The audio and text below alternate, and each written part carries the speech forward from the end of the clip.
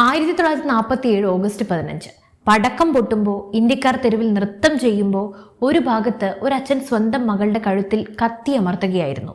കരഞ്ഞു നിലവിളിച്ച ആ പെൺകുട്ടിയോട് അച്ഛൻ പറഞ്ഞത് ഒരേ ഒരു കാര്യമാണ്: അതിർത്തി കടന്നെത്തുന്ന ആക്രമികൾ നിന്നെ ക്രൂരമായി പീഡിപ്പിച്ച് കൊല്ലുന്നതിനേക്കാൾ നല്ലത് എൻ്റെ കൈകൊണ്ട് നീ മരിക്കുന്നതാണ് മോളെ എന്ന്.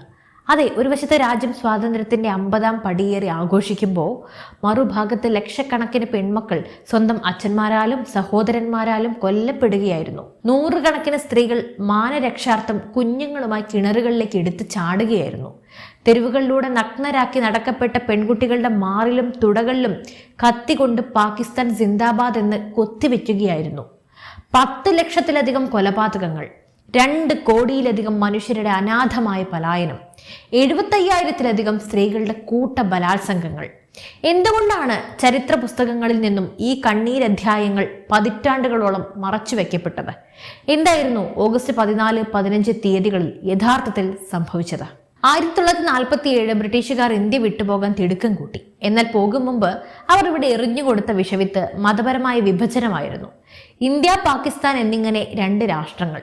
എന്നാൽ ഈ 2 രാജ്യങ്ങളുടെയും അതിർത്തി തിരിക്കാൻ ബ്രിട്ടീഷുകാർ അയച്ചത് ആരെയാണെന്നറിയാമോ? Cyril Radcliffe. ഇന്ത്യയിൽ ഒരു ദിവസം പോലും ജീവിച്ചിട്ടില്ലാത്ത, ഇവിടുത്തെ ഗ്രാമങ്ങളെയോ സംസ്കാരങ്ങളെയോ കുറിച്ച് യാതൊരു അറിവുമില്ലാത്ത ഒരു അഭിഭാഷകൻ. വെറും 5 ആഴ്ച സമയം കൊണ്ട് ലണ്ടനിലെ സുഖശീതളമയിൽ നിന്നും ഈ ഭൂപടത്തിൽ ഒരു പെൻസിൽ കൊണ്ട് റാഡ്ക്ലിഫ് ഒരു വര വരച്ചു. ആ ഒരൊറ്റ വര, റാഡ്ക്ലിഫ് ലൈൻ. ആ വര വീണത് വെറും ഒരു മണ്ണിലായിരുന്നില്ല, നൂറ്റാണ്ടുകളായി ഒന്നിച്ച് ജീവിച്ച മനുഷ്യരുടെ ഹൃദയങ്ങളിലായിരുന്നു. ഒരൊറ്റ രാത്രി കൊണ്ട് സ്വന്തം വീട്ടിൽ കിടന്നുറങ്ങിയ മനുഷ്യന്മാർ രാവിലെ എഴുന്നേറ്റപ്പോൾ അന്യരാജ്യക്കാരായി മാറി. തന്റെ അയൽക്കാരൻ ശത്രുവായി മാറി. സ്വന്തം മണ്ണിൽ നിന്നും ജീവനും കയ്യിൽ പിടിച്ച് ഓടേണ്ടി വന്ന കോടിക്കണക്കിന് മനുഷ്യരുടെ നരകയാതന അവിടെ ആരംഭിക്കുകയായിരുന്നു. പഞ്ചാബിലും ബംഗാളിലും കലാപം പൊട്ടിപ്പുറപ്പെട്ടു. സ്വത്തുക്കളും വീടുകളും ഉപേക്ഷിച്ച് ഹിന്ദുക്കളും സിഖുകാരും ഇന്ത്യയിലേക്കും മുസ്ലിങ്ങൾ പാകിസ്ഥാനിലേക്കും ഓടി.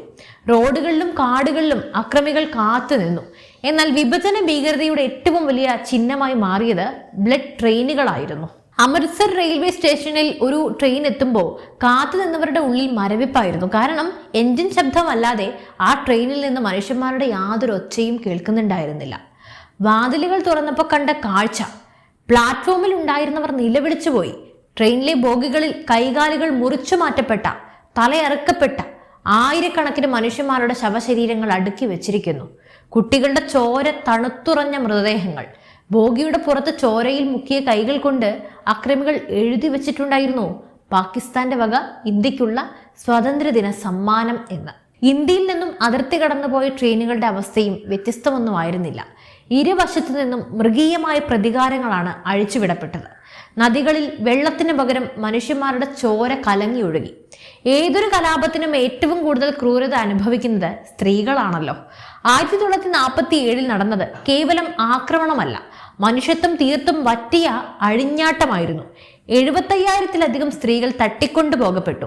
അവരെ വിപണിയിൽ മൃഗങ്ങളെ പോലെ ലേലം ചെയ്തു വിറ്റു. ഹിന്ദു, സിഖ് പെൺകുട്ടികളെ തെരുവുകളിലൂടെ പൂർണ്ണ നഗ്നരാക്കി നടത്തിപ്പിച്ച് രാക്ഷസന്മാരെ പോലെ അക്രമികൾ അട്ടഹസിച്ചു. അതിക്രൂരമായ കാര്യം, അവരുടെ മാറിലും ശരീരഭാഗങ്ങളിലും മൂർച്ചയുള്ള ആയുധങ്ങൾ കൊണ്ട് പാകിസ്ഥാൻ സിന്ദാബാദ് എന്ന് കോറി വരച്ചു. മൃഗങ്ങളെപ്പോലെ പീഡിപ്പിക്കപ്പെടുന്നതിനേക്കാൾ നല്ലത് മരണമാണെന്ന് ആ പെൺകുട്ടികൾ ഉറപ്പിച്ചു.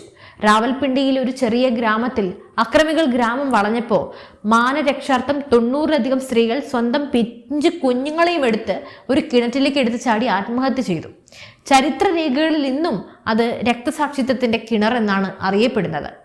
സ്വന്തം പെൺമക്കളുടെ മാനത്തിന് വില പറയുന്നത് കാണാൻ കഴിയാതെ സ്വന്തം കരങ്ങളാൽ അവരുടെ കഴുത്തറുത്ത അച്ഛന്മാർ അന്ന് ഭാരതത്തിൽ ഉണ്ടായിരുന്നു.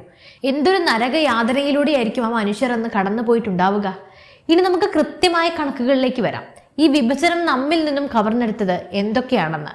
മരണങ്ങൾ ഔദ്യോഗിക കണക്കുകൾ പ്രകാരം 5 ലക്ഷം. എന്നാൽ ചരിത്രകാരന്മാരുടെ വിലയിരുത്തലിൽ 10 ലക്ഷത്തിലധികം മനുഷ്യന്മാരാണ് ആ മാസങ്ങളിൽ കൊല്ലപ്പെട്ടത്. 1.5 കോടി മുതൽ 2 കോടി വരെയോ ആളുകൾ സ്വന്തം വീടുകളെല്ലാം ഉപേക്ഷിച്ച് അഭയാർത്ഥികളായി. കറാച്ചിയിലും ലാഹോറിലും വലിയ കൊട്ടാരങ്ങൾ പോലെയുള്ള ബംഗ്ലാവുകളും കോടികളുടെ ബിസിനസ്സും ഉണ്ടായിരുന്ന കുടുംബങ്ങൾ ഒരൊറ്റ രാത്രി കൊണ്ട് ഡൽഹിയിലെ തെരുവുകളിൽ പിച്ചച്ചട്ടി എടുക്കേണ്ട അവസ്ഥയിലായി. ഡൽഹിയിലെ പുരാന കിലയും കശ്മീരി ഗേറ്റും ലക്ഷക്കണക്കിന് അഭയാർത്ഥികൾ തടിച്ചുകൂടിയ ദുരിതാശ്വാസ ക്യാമ്പുകളായി മാറി. മലിനജലവും പട്ടിണിയും പകർച്ചവ്യാധികളും കാരണം ദിവസേന നൂറുകണക്കിന് ആളുകളാണ് അവിടെ മരിച്ചു വീണത്. ഈ വംശഹത്യ പെട്ടെന്നൊരു ദിവസം ഉണ്ടായതല്ല. ഇതിന് പിന്നിൽ വ്യക്തമായ രാഷ്ട്രീയ വർഗീയ അജണ്ടകൾ ഉണ്ടായിരുന്നു. 1946 ഓഗസ്റ്റ് 16 മുസ്ലിം ലീഗ് മുന്നോട്ട് വെച്ച ഡയറക്റ്റ് ആക്ഷൻ ഡേ ആയിരുന്നു ഇതിന്റെ തുടക്കം. ലേഖാരഹ പാകിസ്ഥാൻ, അതായത് ഞങ്ങൾ പാകിസ്ഥാൻ നേടിയെടുക്കുമെന്ന മുദ്രാവാക്യവുമായി കൊൽക്കത്തയുടെ തെരുവുകളിൽ തുടങ്ങിയ ചോരക്കളി വിഭജനത്തോടെ വ്യാപകമായി പടരുകയായിരുന്നു.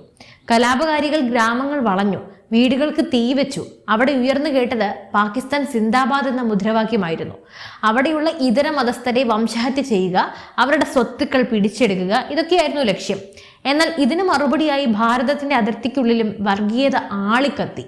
ഇരുവശത്തും വെന്തുരുകിയത് സാധാരണക്കാരായ പാവപ്പെട്ട മനുഷ്യന്മാരായിരുന്നു. പതിറ്റാണ്ടുകളോളം ഈ വലിയ ദുരന്തത്തിന്റെ ചരിത്രം ഒരു കോണിലേക്ക് ഒതുക്കപ്പെട്ടു. സ്വാതന്ത്ര്യത്തിന്റെ തിളക്കത്തിൽ ഈ രക്തസാക്ഷികളുടെ ത്യാഗം നമ്മൾ മറന്നുപോയി. എന്നാൽ 2021 ഭാരത പ്രധാനമന്ത്രി നരേന്ദ്രമോദി ഒരു ചരിത്രപരമായ പ്രഖ്യാപനം നടത്തി. ഇനി മുതൽ എല്ലാ വർഷവും ഓഗസ്റ്റ് 14 വിഭജന ഭീകരതയുടെ ഓർമ്മ ദിനം അഥവാ പാർട്ടീഷൻ ഹൊറർ റിമംബ്രൻസ് ഡേ എന്ന രീതിയിൽ ആചരിക്കുമെന്ന്. എന്തുകൊണ്ടാണ് ഓഗസ്റ്റ് 14 കാരണം? പാകിസ്ഥാൻ അവരുടെ സ്വതന്ത്ര ദിനമായി ആഘോഷിക്കുന്ന അതേ ദിനത്തിലാണ് ഭാരതീയരുടെ നെഞ്ചിലേക്ക് വിഭജനത്തിന്റെ മുറിവുകൾ ആഴത്തിൽ പതിഞ്ഞത്. ഇന്ന് രാജ്യത്തുടനീളമുള്ള യൂണിവേഴ്സിറ്റികളിലും റെയിൽവേ സ്റ്റേഷനുകളിലും വിഭജന കാലത്തെ യഥാർത്ഥ ചിത്രങ്ങളും ഡോക്യുമെന്ററികളും ഉൾപ്പെടുത്തിയ എക്സിബിഷനുകൾ നടക്കുന്നുണ്ട്. സാംസ്കാരിക മന്ത്രാലയം വിഭജനത്തെ അതിജീവിച്ച പ്രായമായ മനുഷ്യരെ നേരിട്ട് കണ്ട് അവരുടെ അനുഭവങ്ങൾ ഡിജിറ്റലായി അർക്കൈവ് ചെയ്യുന്ന പാർട്ടീഷൻ സർവൈവേഴ്സ് പദ്ധതിയും നടപ്പിലാക്കുന്നുണ്ട്. ഈ ദിനം ആചരിക്കുന്നത് ആരെയും വെറുക്കാനോ വിദ്വേഷം പടർത്താനോ അല്ല, മറിച്ച് വർഗീയത ഒരു നാടിനെ എങ്ങനെ തകർക്കും എന്നതിന്റെ പാഠം ഉൾക്കൊള്ളാനും നമ്മുടെ പൂർവികരുടെ ത്യാഗത്തിന് പ്രണാമം അർപ്പിക്കാനുമാണ്. ഐക്യത്തോടെ നമ്മൾ മുന്നോട്ട് പോകാനും വേണ്ടിയാണ്. അപ്പോൾ ഇതിൽ നിന്നും മനസ്സിലാക്കേണ്ടത് വർഗീയത എന്ന് പറയുന്നത് ഒരു വിഷവിത്താണ്. അത് നമുക്കുള്ളിൽ ചെറിയ രീതിയിൽ പാകിയാൽ തന്നെ മതി നമ്മുടെ നാട് നശിക്കാൻ, നമ്മളുടെ ജീവിതം തന്നെ ഇല്ലാതാകാൻ. അപ്പോൾ ഈ വിഷയത്തിൽ നിങ്ങൾക്ക് എന്താണ് പറയാനുള്ളത്? നിങ്ങളുടെ അഭിപ്രായങ്ങൾ തീർച്ചയായും താഴെ കമൻറ്റ് ചെയ്യൂ. മറ്റു വിഷയമായി വീണ്ടും എത്തും വരെ നന്ദി. News desk IBN Malayalam.